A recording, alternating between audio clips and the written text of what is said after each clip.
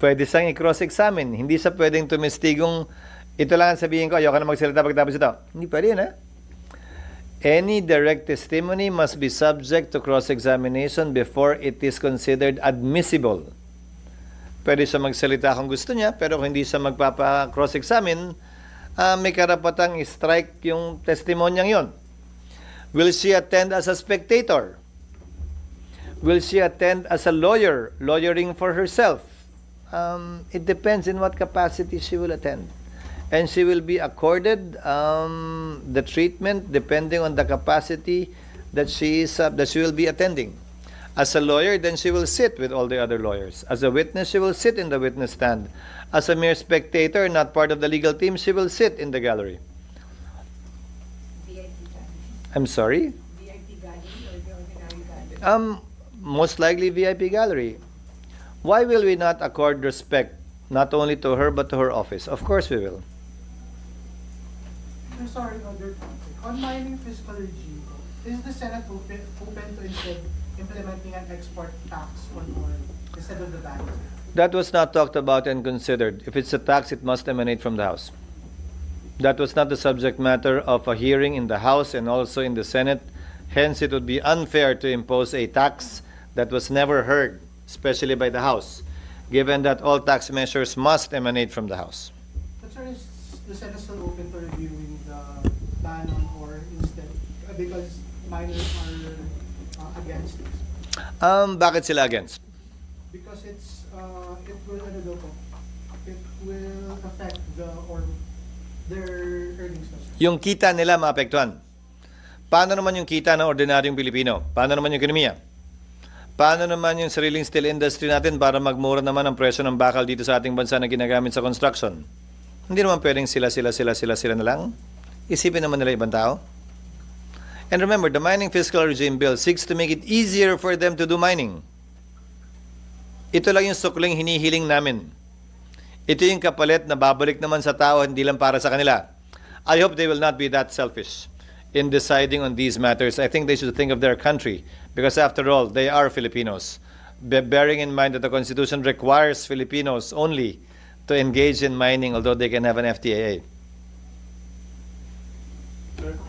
Sir, yung merong announcement ng Malacanang for a new appointee sa COMELEC coming from Meron na ba? Parang wala pa. meron isa from si Attorney Casing who is from the law department. Hmm. Is that on the right track na magagaling na mismo sa loob ng Yes, pinanawagan ko yan. Sinagot ko yung suwestyon ng isang abogado na dapat daw manggaling sa rekomendasyon ng oposisyon yung mga ipapalit. Ang sagot ko'y hindi dapat manggaling sa hanay ng oposisyon o ng administrasyon. Kung ako ang tatanungin, dapat kumuha ng tigaloob. Tigaloob dahil dati ng impartial, dati ng patas, dati ng parehas, at alam niya na ang trabaho ang kailangan niyang gawin. At hindi na kailangan turuan pa. Lalong-lalo na, nasa kalagitnaan na tayo ng eleksyon. Magsisimula na ang unang araw ng kampanya, bukas na bukas mismo. Sir, pagbalik niyo pa siya masasanay sa Oo, pero ad interim appointee siya. Ibig sabihin, meron siyang buo at kompletong kapangyarihan bilang COMELEC Commissioner, bagaman hindi pa siya nakakonfirm ng Commissioner appointments dahil nga ad interim appointee siya.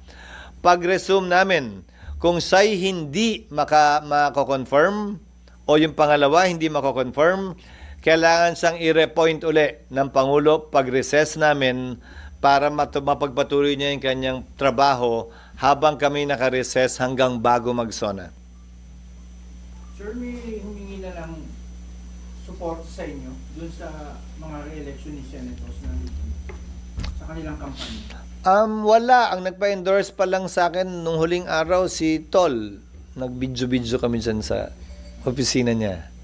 Si Tol lang yun ang hingi ng ika nga formal na endorsement. Bagaman niyaya ko ang lahat ng mga kasamahan kong re-electionista sa Senado, maski na yung mga kaibigan ko na tumatakbo, na magiging karangalan kung tanggapin sila sa aking lalawigan, ang lalawigan ng Sorsogon, kung sakasakaling mapapadpad sila doon at ako'y nandun din. Sir, may sinabi kayo kanina na sigurado na or check na lilipat ang Senate sa new building by Ang tina-target namin ay late 2026 or late 2027. Hindi aaga ng December 2026 at sana hindi na lumampas ng December 2027. Sir, bakit ganun pa katagal? Kasi walang plano. Plano, referring to... Ang tagal ko nang tinatanong kung kailan kami lilipat, walang makasagot eh. Ang tagal ko nang tinatanong magkano ba talaga kailangan para matapos yan, walang makasagot eh. Paano yung wala? Anong kulang? When we looked for the DAED, the detailed architectural and engineering design, there was none. It's been undergoing construction for the past decade or so without one. Natapos lamang yon dahil na rin sa pangungulit namin nung nakaraang Disyembre lamang. Kaya ngayon lang ako makakasagot na base sa planong yon, matatapos sa mga takdang panahon na yan. Yung amount, ang tinitingnan nila, although fina-finalize nila yung costing, ay ipa-finalize hopefully this week. Na yun yung ceiling amount na rin para matapos yun. At hindi na rin lalampas doon. Pwedeng bumaba, pero hindi na dapat lumampas. Yung amount na kailangan para makumpleto. Kabuuan na, meaning mula sa simula, total na nagastos para sa building na ito. So, sir, kung matapos, kung 2007, 1 year na lang yung, o ilang months na lang para sa election ulit, eh, di ba? Kung ako ang tatanungin mo, 2028 na kami dapat lumipat para yung mga patapos, yung mga hindi natatakbo, ay hindi na gastusan pa ng pamahalaan sa mga opisina nila na 6 na buwan na lang naman. Sir, kasi pagka pumapalit yung bagong senator, nagre-renovate sila ng opisina. Or baka hindi niya type yung kulay, malay ko, di ba? So, maganda na siguro na 2028 na para magsimula tayo ng fresh. Pero sir, as of now, ongoing pa rin yung construction doon. Ongoing.